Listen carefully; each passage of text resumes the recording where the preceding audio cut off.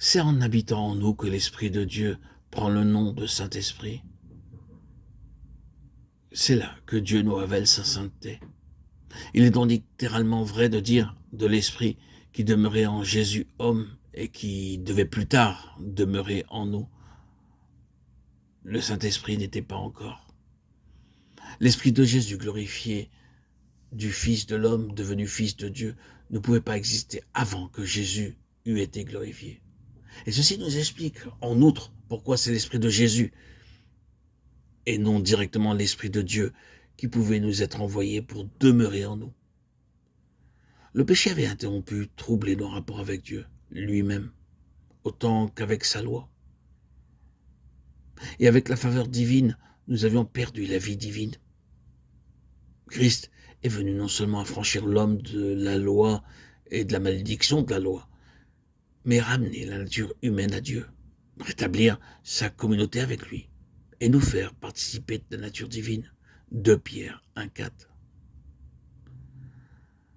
Cela ne devait pas se faire par une contrainte divine imposée à l'homme, mais devait être le résultat d'un développement très réellement humain, tout à fait libre et individuel.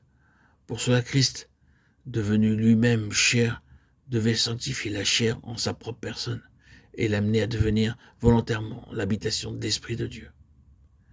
Après avoir fait cela, et conformément à la règle qui veut que les formes les plus intimes de la vie ne puissent s'élever à un degré supérieur qu'en passant par la mort, il devait lui-même passer par la mort, soit pour subir la malédiction du péché, soit pour être le grain de froment qui, s'il meurt, porte beaucoup de fruits. Jean 12, 24. À présent, sa nature glorifiée lors de sa résurrection et de son ascension nous envoie son esprit, l'esprit de sa vie humaine glorifiée par son union avec Dieu. Et par là, il nous rend participants de tout ce qu'il avait individuellement acquis, c'est-à-dire de lui-même et de sa vie glorifiée. L'expiation confère à l'homme le droit d'être rempli de l'Esprit de Dieu.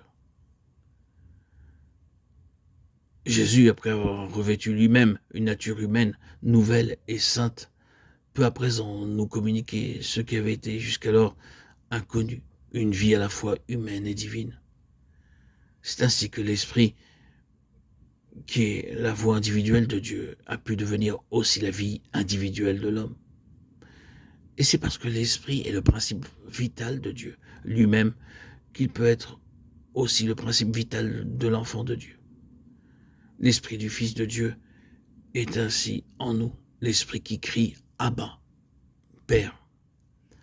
C'est cet esprit-là qu'il est parfaitement vrai de dire le Saint-Esprit n'était pas encore, parce que Jésus n'était pas encore glorifié.